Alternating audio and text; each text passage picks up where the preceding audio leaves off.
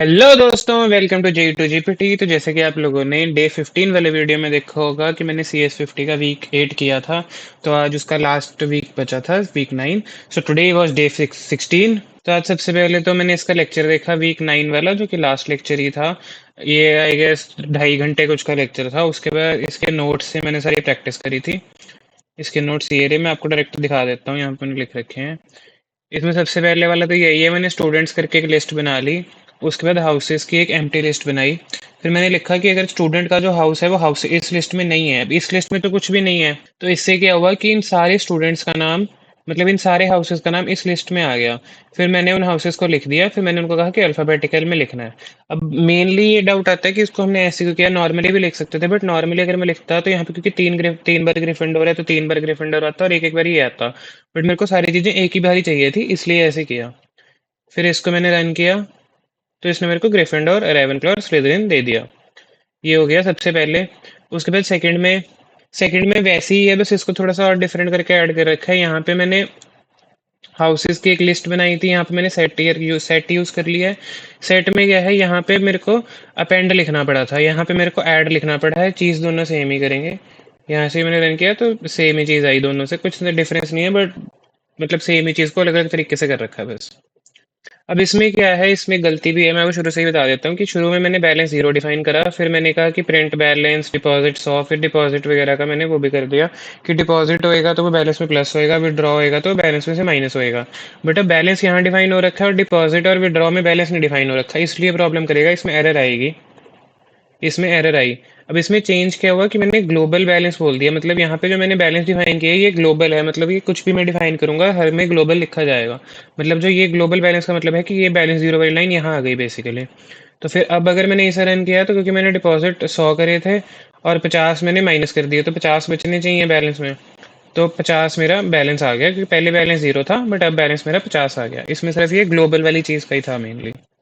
Fifth इसमें basically यही है कि आई इन रेंज म्याऊस, पहले हम यहाँ पे सीधा नंबर डालते होते थे, बट यहाँ मैंने एक वो दे दिया कि म्याऊस करके, फिर म्याऊस की मैंने यहाँ से वैल्यू 3 डाल दी, सेम सही है बेसिकली, इसमें कुछ इतना था नहीं। फिर इसमें मैंने बस उसी चीज़ की क्लास क्लास बना दी। फिर म्याऊस की है बेसिकली सेम है, बस उसको थोड़ा सा डिफरेंट तरीके से कर रखा है। यहाँ तक ये होता है कि ये क्लास अभी बन रही होती है सिर्फ। अब ये है कि वो प्रॉपरली मतलब कि सीमेंट हो गई है, कि मतलब ये बन ही गई है और ये रन हो जाएगी, इस ये इसलिए लिखते हैं। यहाँ से होता है कि बस ये इसका आइडिया है कि ये क्लास कैसी होनी चाहिए, यहाँ ये वाली डेफिनेशन ठीक है। कि यहाँ से इसका आइडिया है कि ये यहाँ से मतलब कि क्लास ऐसी होनी चाहिए, इसका मतलब है कि क्लास ऐसी बन गई है। अगले में ये है कि मेरे को यूजर से इनपुट लेना है कि कितनी बारी म्याऊ करना है। इन सब में था यही कि बस वो 3 बारी म्याऊ कर देता था, मैं रन करके दिखाऊं तो बस वही 3 बारी म्याऊ करके दे दिया। इसमें अगले में क्या है कि मैंने म्याऊ के आगे एन मैंने डिफाइन कर दिया, एक मतलब नया फंक्शन बना लिया, तो मैंने एन डिफाइन कर दिया, एन जितनी बारी मैं बोलूंगा वो उतनी बारी म्याऊ करेगा। अब अगर मैं इसे रन करूं, सपोज मैंने नंबर यहाँ पे सब लेट से 4 बोल दिया, तो इसने 4 बारी म्याऊ करके दे दिया। उसके बाद ये क्या होता है, ये बेसिकली तब होता है जब मैंने किसी को अपना कोड में शेयर कर रहा हूँ कि मतलब ये चीज़ क्या कर रही है, ये चीज़ इससे मैं ये बता रहा हूँ कि ये 4 बारी म्याऊ कर रही है, बस वो बेसिकली है कि सपोज मैंने एन की वैल्यू 4 डाली, तो म्याऊ एन टाइम्स का मतलब है कि जितना भी मैं एन डालूंगा इससे क्या हो रहा है, इससे एन टाइम्स म्याऊ कर रहा है वो। बस ऐसे ही यही है, कहीं भी मतलब कोड में कुछ सेम रहेगा। बस ये थोड़ा सा उसमें मतलब कि जब शेयर कर रहे हो कि अगले को बताना हो कि मैंने ये किस लिए लिखा है, उसके लिए है ये। अब आर्ग पार्स वाली भी एक लाइब्रेरी होती है, मैंने सबसे पहले तो वो लाइब्रेरी इंपोर्ट करी, फिर उसको वर्किंग करने के लिए उसका ओपी होता है यूज़ करा, parser is equal to arg parse dot argument parser. फिर इसमें मैंने कहा कि मेरा एक आर्ग्यूमेंट ऐसा भी होएगा स्लैश एन वाला, इसका क्या होएगा मैं बताता हूँ। फिर इसके इतने ही आर्ग्यूमेंट पास होंगे जितने ये पार्स आर्ग्स हो जाएगा। फिर उसके बाद जो इंटीजर एंड में होएगा उतनी बारी म्याऊ करना है। अब इसको रन अगर मैं नॉर्मली करूँ तो ये रन नहीं होएगा, इसको मेरे को लिख के ही रन करना पड़ेगा। अगर मैं इसमें लिखूँ Python of 9.py slash N और उसके बाद 3, तो अब मैंने स्लैश एन जो मैंने आपको बोला था, स्लैश एन मैंने यहाँ पे मेंशन कर दिया कि ये वाली चीज़ है। और उसके बाद जो ये आर्ग्स एन डॉट का जो इंटीजर लिया है इसने, यहाँ पे 3 आएगा, इसलिए ये म्याऊ म्याऊ म्याऊ करेगा। फिर इसके बाद ये था कि जो भी मैंने वो दूसरा फंक्शन डिफाइन किया, गैलियन सिकल्स और नट्स करके, एक सेकेंड, गैलियन सिकल्स और नट जिसमें मैं एंटर करूंगा, फिर मेरे को वो कर देना क्या था कि मतलब इसको भी कन्वर्जन करना था नट्स में ही, मतलब गैलियंस भी नट्स में ही चले जाए, सिकल भी नट्स में ही चले जाए। तो जैसे मैंने यहाँ पे ये डिफाइन करा था, तो मैंने टोटल में बोल दिया कि 100 गैलियंस हैं, 50 सिकल्स हैं और 25 नट्स हैं, फिर मैंने इसकी कन्वर्जन लिख के दे दी। तो अब अगर मैं 100 50 25 डालता हूँ, ये इसकी कन्वर्जन ऐसे होती है, ये मैंने लिख के दे दिया। तो इतने नट्स आएंगे, इसमें मेरे को प्लस नट्स का मतलब ये है, प्लस का मतलब यहाँ पे प्लस वाला प्लस नहीं है, सिर्फ प्लस का मतलब ये है कि इसके बाद ये वाली वर्ड प्रिंट कर दे। ये भी बेसिकली सेम है कि मैंने अब जैसे मैंने यहाँ पे मैं अलग अलग से यहाँ 100 50 25 लिख रहा था प्रिंट के अंदर।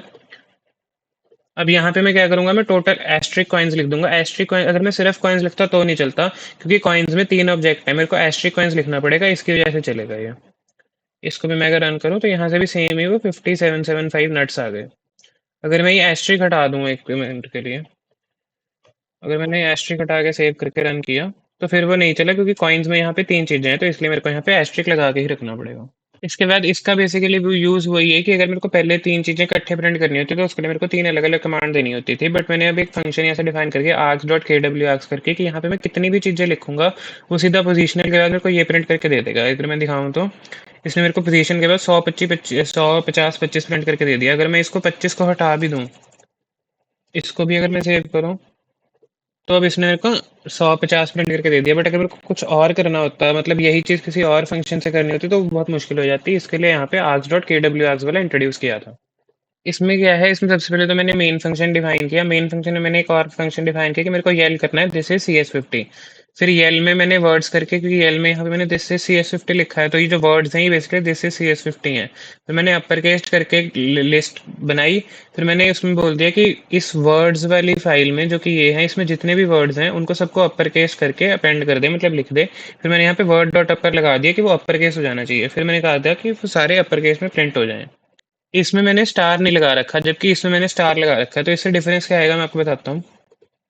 जब मैंने इसने लिखा तो इसने मेरे को डायरेक्ट दिस से CS50 प्रिंट कर दिया।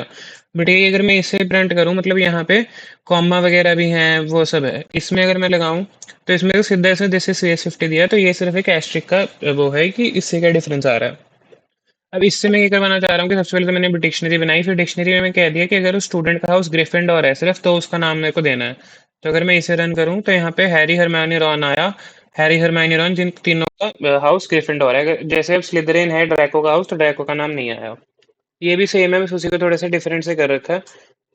यहाँ पे बस रिटर्न एस हाउस का वो है कि ग्रिफिंडोर के अंदर एस ग्रिफिंडोर करके मैंने फंक्शन बनाया, उसमें जो भी एस का रहेगा, एस मतलब कि जो ये सारी चीजें हैं, अगर उस एस का हाउस ग्रिफिंडोर है तो उसको प्रिंट करना है।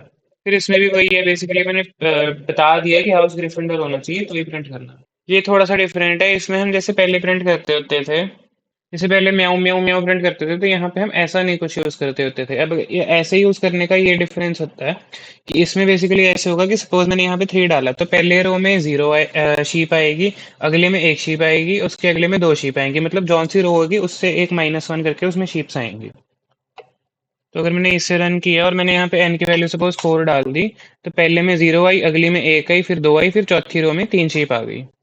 ये भी सेम ही है बेसिकली। अब यहाँ पे मैंने पहले यहाँ पे मैंने प्रिंट यूज कर रखा था। प्रिंट से क्या होता, अब अगर मैंने सपोज 1 मिलियन नंबर डाल देता तो 1 मिलियन प्रिंट में नहीं यूज हो पाता, क्योंकि प्रिंट का मतलब ये होता है कि वो सारी चीजें इकट्ठे प्रिंट करेगा। बट यील्ड का मतलब ये होता है कि यील्ड मतलब रो बाय रो चलता है, इसलिए वहां से फिर वो 1 मिलियन टाइम्स भी प्रिंट हो जाएगा। फिर काउसे वाली लास्ट फाइल थी इसकी। काउसे वाले में यही था कि सपोज मैंने अब आपको जैसे बोलना हो कि दिस वाज डे 15, मिलते हैं फॉर डे 16, जिससे मैं एंड करता हूँ। अगर मैंने यही बोलना हो तो सपोज मैंने इसे रन किया। अब इसमें मैंने बोल दिया व्हाट्स दिस के आगे मेरे को काउ से क्या बुलवाना है कि दिस वाज डे 15, मिलते हैं for day 16। This was day 15 milled high for day 16. तो इसने मेरे को दिस वाज डे 16, मिलते हैं फॉर डे 16 बोल के दे दिया। तो इसके बाद इसके प्रॉब्लम सिर्फ एक ही है, वो भी मैंने करी नहीं, वो मैं कल देखूंगा मैंने करनी हो या नहीं करनी, क्योंकि वो इतनी ऐसा जरूरी भी नहीं है। तो this was it for day 16, मिलते हैं फॉर डे 17।